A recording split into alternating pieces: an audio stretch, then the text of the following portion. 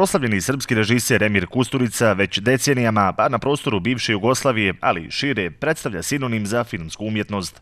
Tokom svoje uspješne karijere snimio je pregršt filmova koji su svojim kvalitetom, inovativnošću i unikatnošću postali vanvremenski i uvijek će izazivati posebnu emociju kod gledaoca. Kusturica se tokom posjete opštine Pale sastao sa direktorom Kinoteke Republike Srpske Snježanom Lalovićem i tom prilikom Kinoteci poklonio 10 svojih digitalizovanih filmova. A sastanku Kusturice i Lalovića prisustvovali su i srpski član predsjedništva Bosne i Hercegovine Milorad Dodik i načelnik opštine Pale Boško Jugović.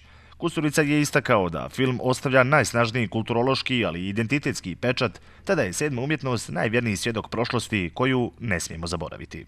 Moja pripadnost srpskoj kulturi i korijenima koji također vuku duboko u 60. i 70. godine kad je nastajala prava crnotalasna kinematografija kojeg ja tada sam pripadao duhovno, onda školujući se sve više i formalno, tako da 10 digitalizovanih filmova koji ima praktično ono što je neophodno da se ne bi zaboravila prošlost. A ta prošlost je vezana za Jugoslaviju koja ne bi bila moguća da nije bilo prvog srpskog ustanka i da nije bilo proboja Solunskog fronta, ne bi niko ovdje govorio jezikom koji govori, nego bi već svi govorili njemački i druge jezike. Tako da na jedan vrlo građanski način želim da se zahvalim predsjedniku, odnosno članu predsjedništva Bosne i Hercegovine, što se bori za našu kulturu i što ne da nam iščupaju korijenje iz naših ruku. Mislim da je ovih 10 filmova dio tog korijenja i da se za njega treba što čvršće držati.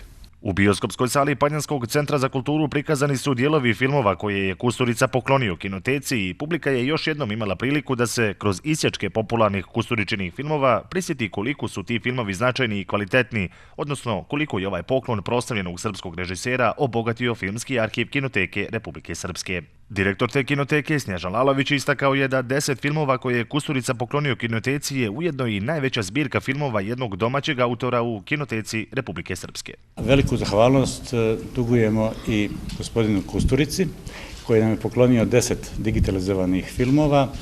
On je time postao najzastupljeniji autor kojeg mi imamo u arhivu što se tiče igranih filmova i razgovarali smo da realizujemo i retrospektivu njegovih filmova uz njegovo učešće, da to bude sve na tim novim mašinama koje bi trebalo da dođu u Kinoteku i da na taj način dajemo doprinos našem identitetu kojeg gajimo kroz kinotečke programe i da obradujemo publiku ne samo u Palama nego i u drugim sredinama. Srpski član predsjedništva BiH Milorad Dodik istakao je da je Kusturičin poklon Kinoteci veoma značajan čin koji će umnogome obogatiti filmski arhiv te ustanove.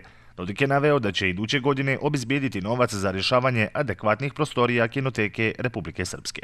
Već sada radimo na realizaciji boljih smještajnih uslova i boljih uslova za prezentaciju svega ono čime Kinoteka raspolaže. I mi ćemo već iduće godine obezbijediti novac da se riješi prostor, a do nove godine ćemo nabaviti neophodni materijal, odnosno uređaje koji će omogućiti da se prezentacija ovoga što Kinoteka ima podigne na veći, tehnološki izazovniji i svakako što se tiče budućnost primjereniji način. Nove prostorije Kinoteke Republike Srpske, novi uređaji i 10 digitalizovanih filmova neponovljivog Emira Kusturice zvuče kao recept za savršenu budućnost ustanove koja neumorno radi na očuvanju i promociji sedme umjetnosti, ali i na kreiranju novih filmskih ostvarenja.